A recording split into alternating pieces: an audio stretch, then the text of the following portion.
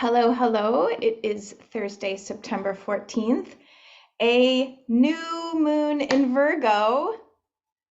Hi, everyone. My name is Niran, and this is our weekly support, lifestyle support, and WildFlow movement practice together. And then any Q&A that you have around the Purium superfoods. So, what's flowing through me this morning has to do with our disconnect in the many ways that I see that our disconnect from nature and how it has affected our health. And so I'm going to share some examples of what I mean by that, and then also share a little bit of my personal experience in rewilding myself, getting even closer and closer and closer to nature, and how that has changed my health and all aspects of my life. I'm going to let Sharon in. And it's funny you should be here today, Rajni, because it's almost like you and I have this really beautiful thread around this. So, I'm going to start from the ground up, literally. So the simple invention of heeled shoes, rubbered shoes, the disconnect that started to create in our ancestry. So if many of you know, if you've been here a couple of weeks, I love talking about how we heal ancestrally. And so if we watch the patterns of our grandmothers, our grandfathers, and then we start to really feel into the thread of their health experience, their life experience, then that gives us clues about how we can live more authentically to perhaps who we are based on what they experienced. And so the simple invention of shoes, years and years and years and years ago, and what that has done to us as a collective. So just a couple of things I'll mention is one, it started to change our foot structure. It started to narrow our foot structure, what then has effects up the chain. So our toes and our feet are no longer allowed to hold themselves. And then we are dealt with the effects of being separated from the earth, literally. And so structurally, that plays a role, but also energetically. So I was just exposed to some research that said that that resting your bareness, hands, feet, whatever, on the earth is the highest way, the best way to receive antioxidants because of what it does chemically to your blood. And so we often think of grounding in the earth for a variety of reasons. It's becoming more popular, it's becoming more well known, but this research actually spoke to the fact that it changes our blood chemistry and therefore helps our immune system just by being closer to the earth. So that's one example. Another example is over the years how much we've moved away from squatting and working the earth, growing our own food and being in positions that get us close to the earth. And so we've taken to sitting in chairs, sitting on couches, watching electronics. And so along with the feet, then if you follow that up the chain, then we're talking about how we've separated ourselves from nature, the simple natural desire we have to I mean, whether you actually feel it or not, I think it exists there, but to literally get our hands in the soil, hands in the dirt, we are primal in our nature. And so when we are no longer experiencing movements that are indicative of our primal nature, then we're selecting movements that are closer to, screen, this kind of tech situation. So that has an effect on our upper back, our neck, all the way up the chain. So those are just two really simple ways. I could go on and on and on. The light, so one other one I'll tell you is that we've taken to turning on lights or looking at screens for the first thing that we do. And so we've stopped looking outside or letting the natural light begin to change us chemically through the eyes. And this is more research that's coming. So these are all more quantum, more energetic ways of looking at our health. And I'll mention, so far, feet, technology, being in positions that bring us closer to the earth, the light. And the last thing I'll share is that we've also patterning in our culture have taken to thinking that the body isn't wise, that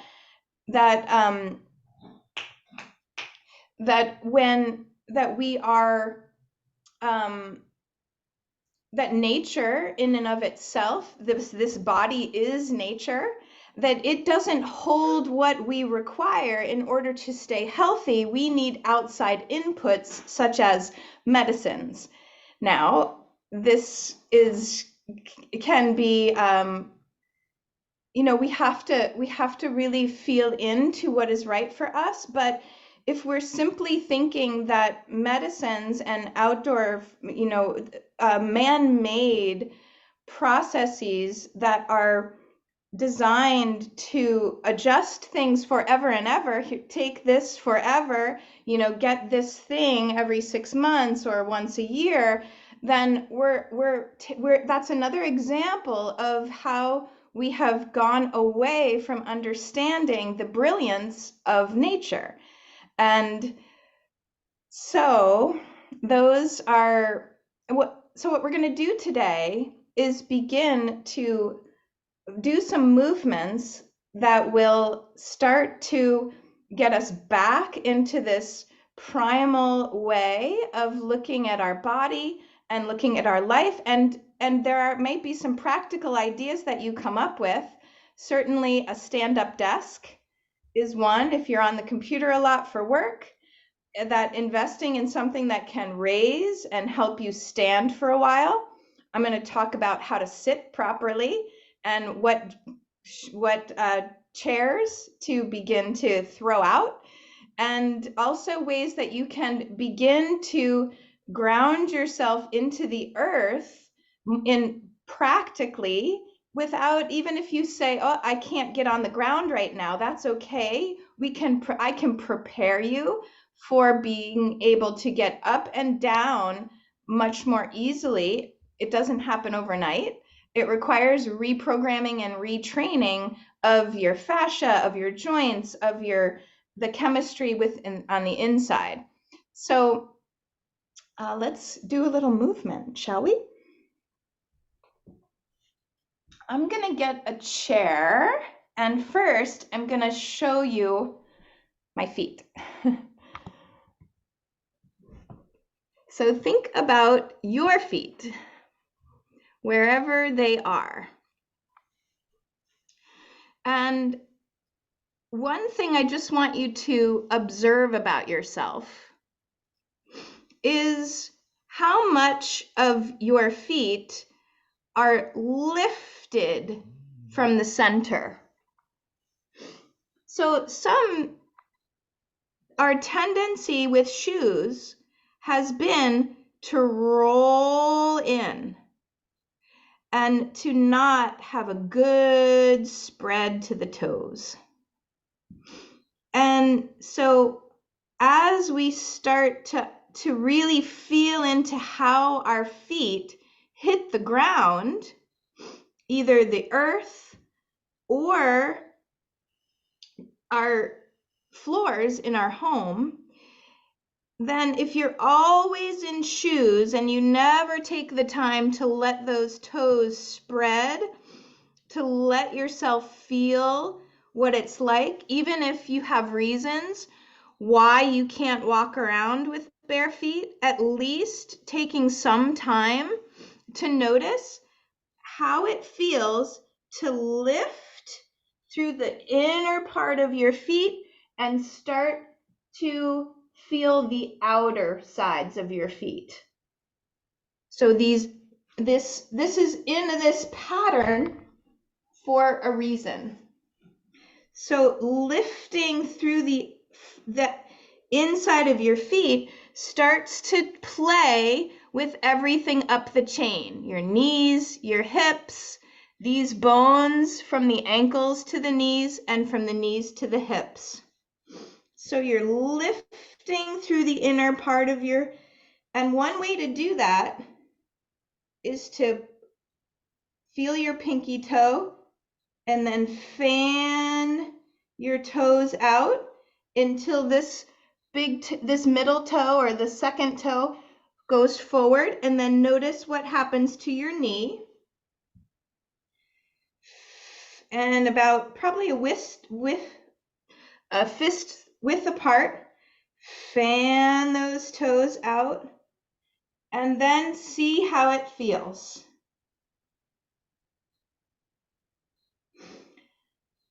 And you can also play with the stretching of those toes.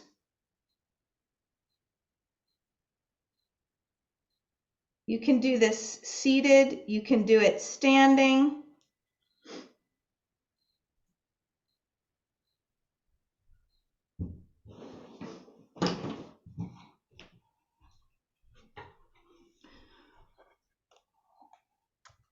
And then I'm going to move up to seated. So my recommendation would be to really get those feet in the earth on the grass and experience that sensation sitting or standing just for a few minutes a day. And then for sitting, the aspects of sitting you want to pay attention to is this, well, a couple of things. First, you want to get rid of chairs with a back. So these chairs that help you to sit up straight will be much better for your groundedness, for your spine, for your hips.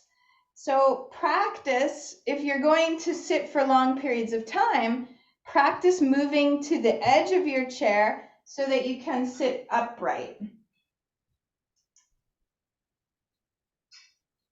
And then you might play with this in terms of the height of your chair.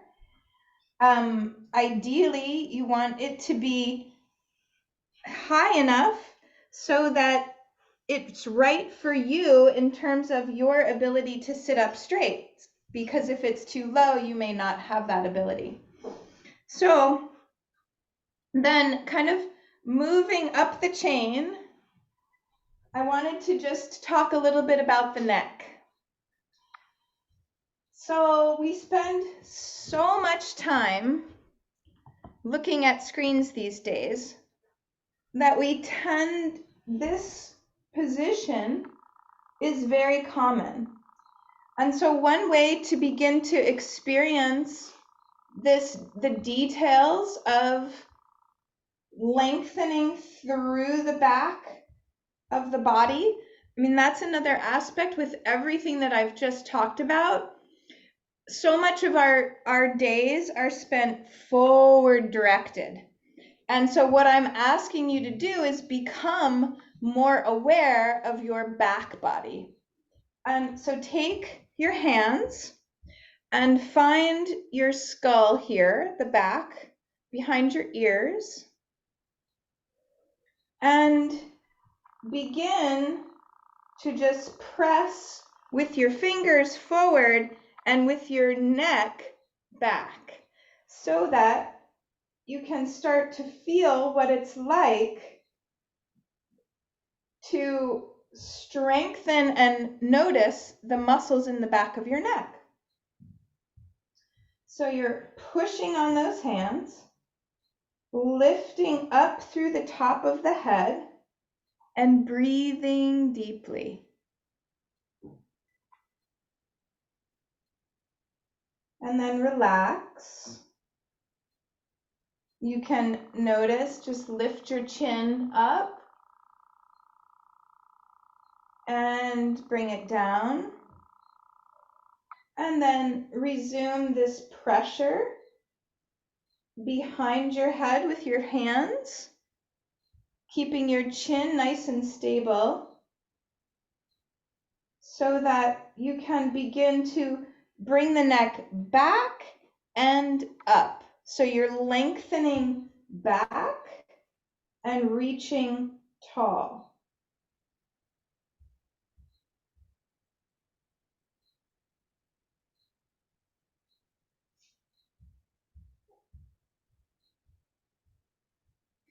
And from there, in WildFlow fashion, you can begin to play with your neck from that position, with that awareness of the strength of the back of your neck and the lifting through your neck. So when you're on your phone or when you're on your computer, you can begin to notice when your chin starts to reach or your shoulders start to curl. So we'll do one more simple exercise to help get into your upper back body. So that, again, bring your awareness to a long neck in the back with a lifted head through the top. And then bring those arms out to the side with your shoulders. And now if you have shoulder issues, if this hurts to do this, then don't do it. You can always come down to a place that feels right for you in your shoulders. But from here, practicing this squeezing through your shoulder blades and beginning to circle small little circles while maintaining this neck. You can circle forward, you can circle back, you can change direction and rest. Breathing deeply, taking long, deep breaths, checking in.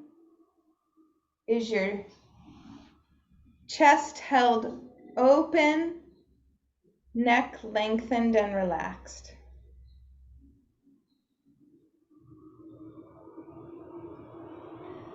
You can bring those arms up, reach up overhead, bring them down again, lifting through the back of the neck, and begin to circle, squeezing those shoulder blades together, noticing the effects of the upper back and the neck working in tandem.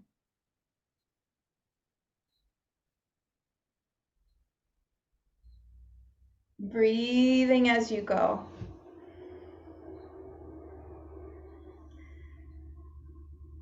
And then when you're ready to rest, begin to flow into some movements that feel perfect for you today. Perhaps you're squeezing behind your, activating the back body. Perhaps you're bringing those arms in front.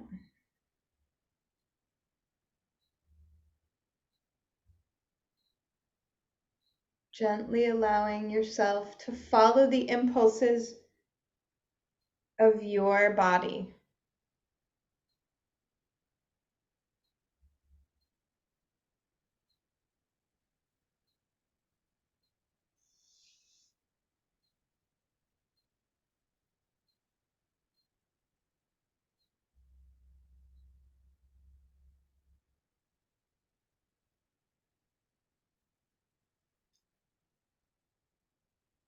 Imagine that animal part of you,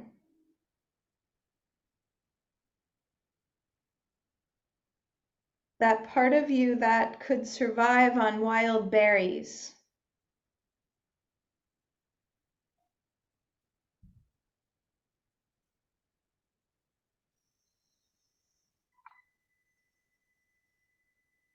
And begin to move and flow with that level of awareness, with that primal instinct of how to move.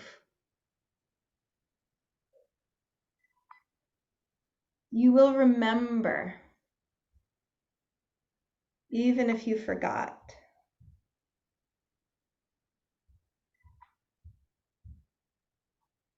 The secrets are carried on your breath.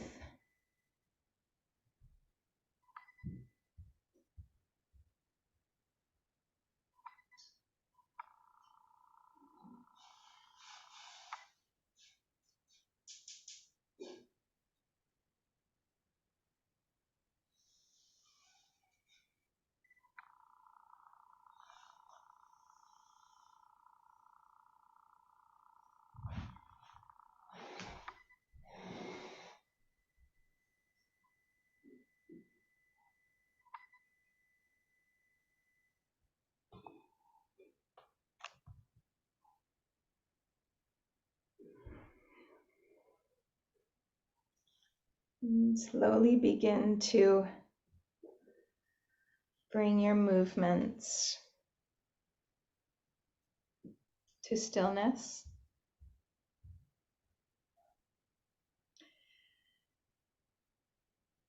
And now that you're in your body, you have sensations from your feet to the top of your head that you can tune into and notice. I welcome you to take advantage of the energy of this new moon and allow yourself to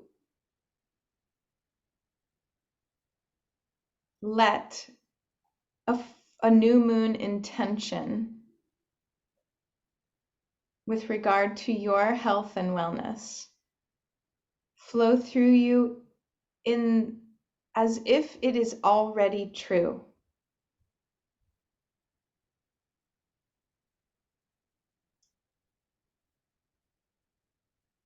I am grounded in the earth each day. I am allowing my primal nature to come through in all aspects of my life.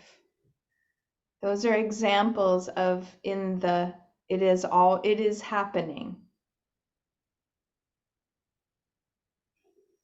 It is present.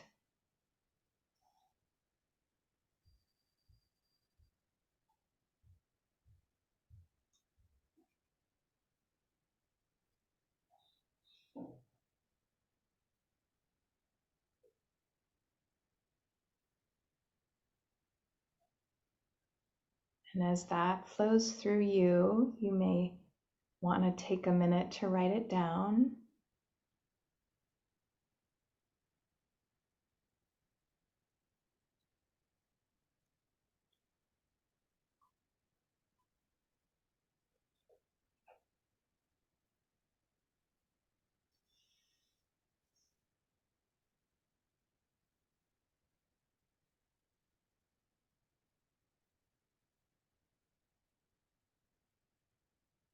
I recommend revisiting it every day from now until the next new moon.